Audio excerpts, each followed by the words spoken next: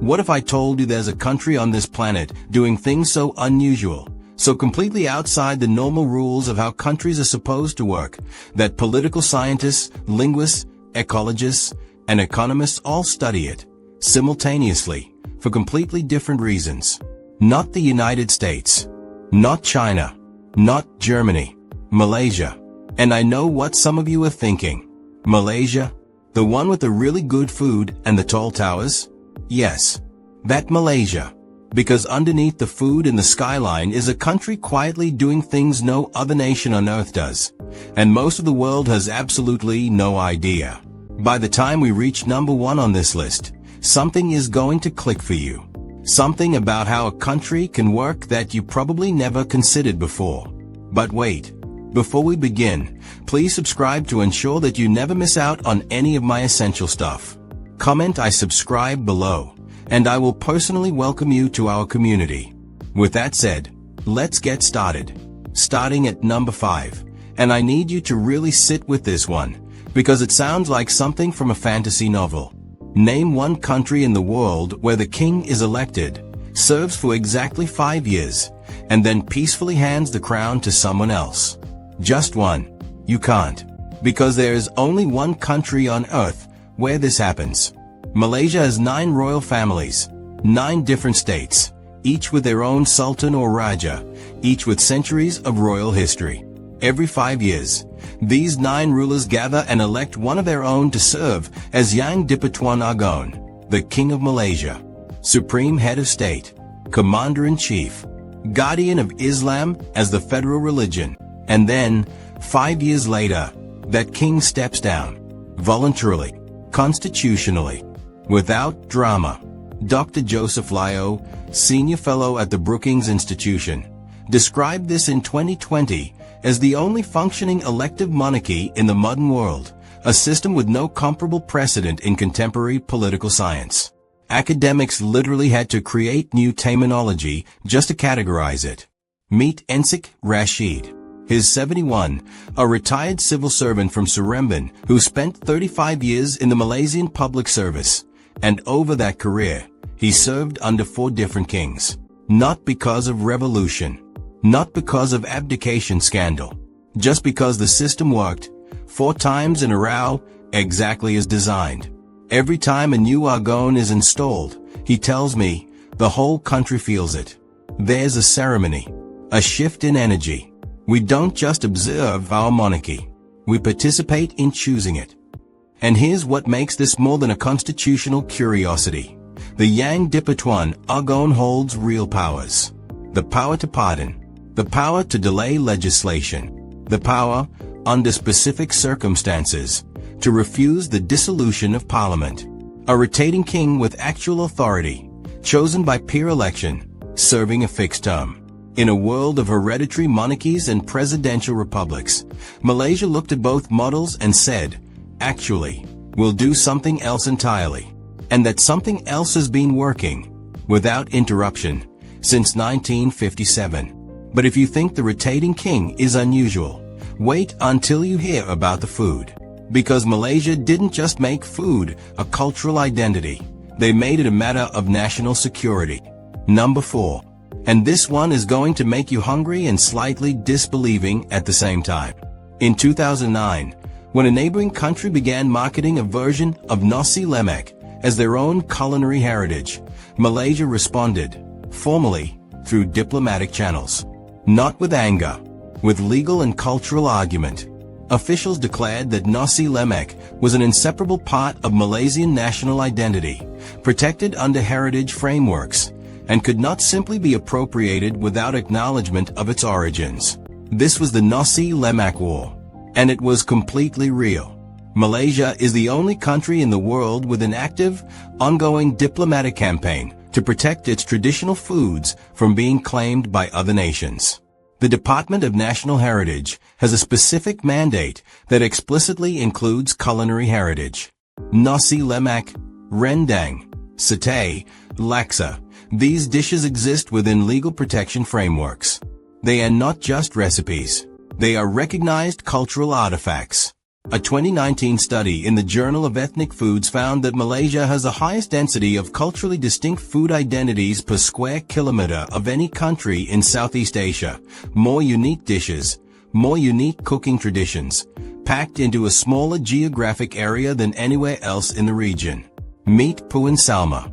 She's 64, and she has been running the same Nasi Lemak stall in Ampang for 38 years. Same spot, same recipe. 3 generations of a family have cooked this dish, and the recipe has not changed once. Not the coconut milk ratio, not the heat of the sambal, not the way the egg is fried. When I asked her about other countries claiming Nasi Lemak as theirs, she went quiet for a moment. Then she looked up. They know it's ours, she said. Simply, without anger. Like she was stating a fact about gravity. Here's the paradox that makes Malaysia genuinely unique. The same government protecting Malay culinary heritage is simultaneously celebrating Chinese dim sum, Indian banana leaf rice, and Nyanya Peranakan cuisine as equally, authentically Malaysian. No cultural hierarchy. No gatekeeping. Every community's food belongs to the whole nation. And the whole nation will defend all of it. No other country frames its food culture quite this way. But food is something you can taste. What comes next is something on a completely different scale, and it requires you to recalibrate your sense of time. Number 3. Prepare yourself for a number. The Amazon rainforest is approximately 55 million years old. The Congo Basin, around 33 million years. Genuinely ancient. Global treasures. The Taman Negara rainforest in Malaysia is approximately 130 million years old. 130 million years. This forest was already ancient when the dinosaurs went extinct. It predates the formation of the Himalayas. The trees growing in Taman Negara today are the descendants of trees that existed when Tyrannosaurus rex was still millions of years in the future. A 2017 study in the journal Nature Ecology and Evolution confirmed that the Sunderland biodiversity hotspot, centered on Peninsular Malaysia and Borneo, contains species lineages dating back over 100 million years, with species density in Malaysian Borneo exceeding that of the Amazon in several categories. More species per hectare. Older species per hectare. Species that exist nowhere else on Earth. Step inside Taman Negara and something happens to you that is difficult to explain rationally. The canopy closes above you at 50, 60 meters. The light turns green and soft, filtered through so many layers of vegetation that the forest floor exists in a permanent cool twilight. The sounds are not peaceful, they are overwhelming. Insects, birds, water, movement. A biological conversation that has never once stopped in 130 million years. Meet Dr. Nazaidi, 58, a botanist at Universitas Malaya, who has spent 3 decades cataloging species in this forest. 3 decades. In one of the most studied forests in Asia. Every time I go in, she says, I find something we haven't named yet. In 2023, we documented 3 new orchid species in a single expedition. She pauses. The forest is still teaching us. It hasn't finished. Malaysia contains roughly 20% of the world's animal species, in a country the size of New Mexico. Malayan tigers, pygmy elephants, proboscis monkeys, clouded leopards, species so biologically specialized they exist nowhere else. And Malaysia is now home to the Central Forest Spine, one of the most ambitious wildlife corridor projects in Asia, reconnecting fragmented forest patches into a single continuous ecological network. No other country in Southeast Asia is attempting this at this scale. The forest that survived 130 million years is still being fought for. But there's something on this list that even the ancient rainforest can't compete with, because what comes next involves race, democracy, and a social arrangement that should not, by any reasonable political theory, still be functioning. Number 2. Yugoslavia tried multi-ethnic federalism. It collapsed into the bloodiest war Europe had seen since 1945. Lebanon tried a constitutional power-sharing system between religious communities. It collapsed into civil war, and then economic catastrophe. Dozens of post-colonial nations attempted inter-ethnic governance arrangements and fractured within a generation. And then there is Malaysia. When Malaysia gained independence in 1957, its founding leaders, Tunku Abdul Rahman, Tan Cheng Lock, and V.T. Sambanthan, representing the Malay, Chinese, and Indian communities, struck a genuine negotiation. Political power would be shared. Economic opportunity would be structured to reduce ethnic disparity over time. No single community would dominate without accommodating the others. It was written into the Constitution and has shaped every major policy decision for over 6 decades.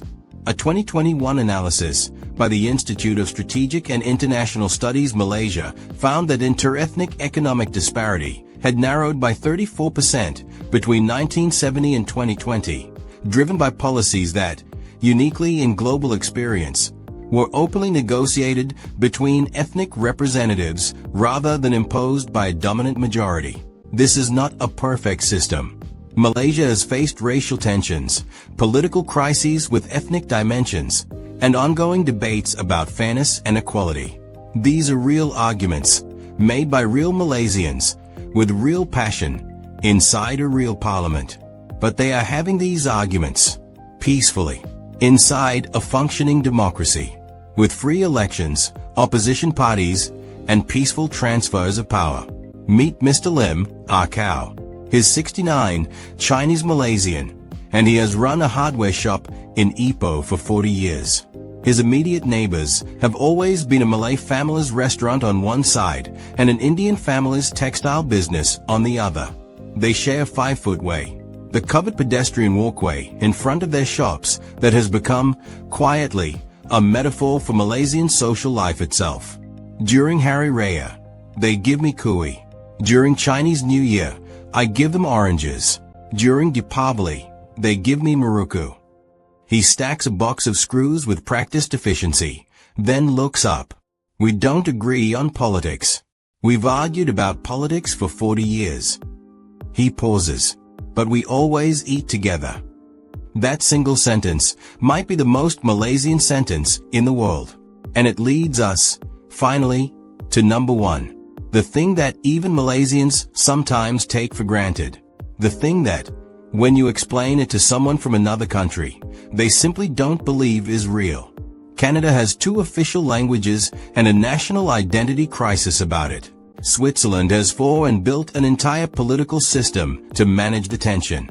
Belgium has 3 language communities and once went 541 days without a functioning government because they couldn't agree on how to form one.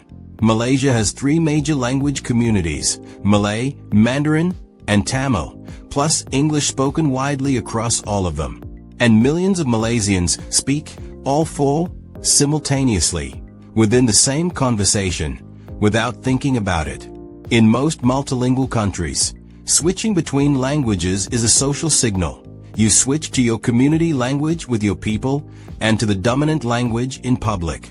The switch means something. It marks group identity. In Malaysia, the switch is the language. It happens between strangers, between different ethnic communities, between people who share no background at all. It is what Malaysian simply sounds like. A 2022 study in the Journal of Multilingual and Multicultural Development analyzed code switching across 23 multilingual societies and found that Malaysian urban speakers demonstrated the highest frequency of cross-language integration in spontaneous speech of any population studied, switching languages every 4.3 words in casual conversation. Every 4.3 words. Here's a completely ordinary Malaysian coffee shop exchange. A. You makan already or not? Don't be so singkai lah. Order proper food. Ayah, that one too mahal. Nah, I belanja you today. 3 seconds. English syntax. Malay vocabulary. Hokkien exclamations. Tamil-influenced rhythm. Incomprehensible to a native speaker of any one of those languages individually. Instantly understandable to almost any Malay. Meet Kavitha. She's 55. A secondary school teacher in Petaling Jaya with 28 years in the classroom. She teaches formally in Malay, explains difficult concepts in English, uses Tamil to connect with struggling students, and borrows Mandarin expressions picked up from colleagues over nearly 3 decades of staffroom life. My students don't think of it as different languages, she tells me. They think of it as volume controls. You turn up the one that fits the moment. She laughs. Warm, tired, genuinely happy. I don't think I could teach any other way now. Linguists at the Max Planck Institute for Psycholinguistics have cited Malaysian multilingualism as a key case study in understanding how the human brain manages multiple language systems simultaneously, with implications reaching into cognitive flexibility research, dementia prevention studies, and global education policy. Nobody designed this. No government program created it. No curriculum mandated it. It emerged organically, over generations, in markets and coffee shops and school corridors and mamak stalls open at 2 a.m., where everyone from every background eventually ends up. Malaysia didn't set out to become a laboratory for human linguistic capability. It just lived its life, and accidentally produced something the rest of the world is now flying in to study. So here is where I leave you. Malaysia has a king that gets elected and steps down. It has food protected by diplomatic law. It sits on a 130-million-year-old rainforest. It operates a multi-ethnic social contract that broke every political science prediction by simply working. And it produced, organically, a form of human communication so complex that neuroscientists study it. No other country does all of these things. No other country does even one of these things exactly this way. Which makes you wonder, what else is Malaysia doing quietly, without making a fuss about it, that the rest of the world is going to need another 20 years to notice? Here's the question I want you to answer right now, and this is going to make for the best comment section we've ever had. If you could take just one thing from Malaysia, the rotating king, the food protection, the ancient rainforest, the social contract, or the multilingualism, and transplant it into your own country, which one would you choose? And why? Drop it below. I read every single one. And if your answer is interesting enough, it just might end up in the next video. And if you enjoyed this video, please leave a like and subscribe to our channel so you never miss content like this. Drop your thoughts in the comment section. We genuinely appreciate every single one of you. Your support is what keeps this going. We'll see you in the next one.